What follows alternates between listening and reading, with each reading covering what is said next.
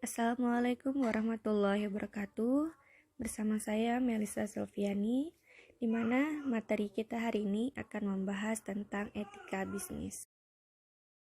Pengertian secara umum etika, etik, dan keputusan etik. Etika adalah suatu perbuatan standar.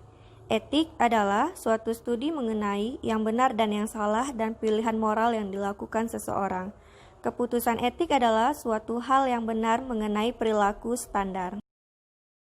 Etika bisnis sering kita sebut juga dengan etika manajemen. Artinya, ada etika-etika yang kita atur dalam kegiatan bisnis.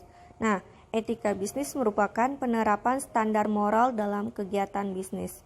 Ada standar penilaian yang menentukan apakah sudah benar atau salah kegiatan bisnis kita. Lanjut ke definisi etika bisnis. Merupakan keseluruhan dari aturan-aturan etika, baik yang tertulis maupun yang tidak tertulis, yang mengatur hak-hak dan kewajiban produsen dan konsumen, serta etika yang harus dipraktikkan di dalam kegiatan berbisnis.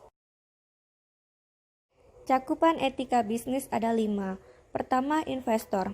Mereka menginginkan manajemen dapat mengelola dengan baik sehingga menghasilkan keuntungan bagi mereka. Kedua, konsumen. Mereka menginginkan perusahaan menghasilkan produk yang bermutu dan harga yang layak. Ketiga, karyawan.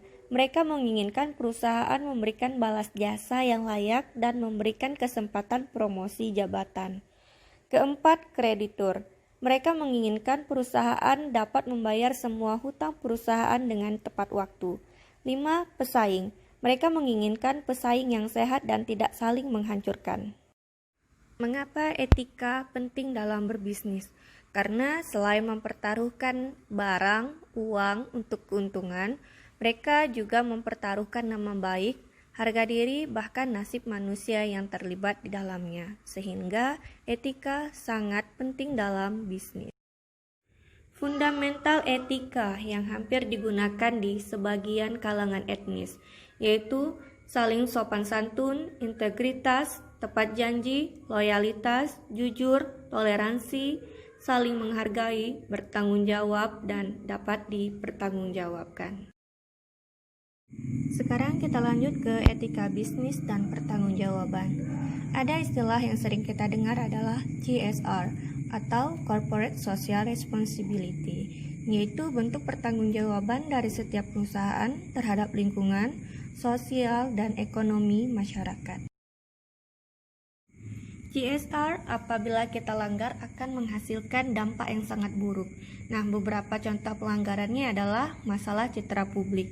Jelas namanya menjadi buruk di masyarakat. Yang kedua, tuntutan hukum yang makin mahal. Yang ketiga adalah tingginya tingkat pencurian oleh karyawan. Ada beberapa dampak positif dari tanggung jawab sosial berupa CSR tersebut.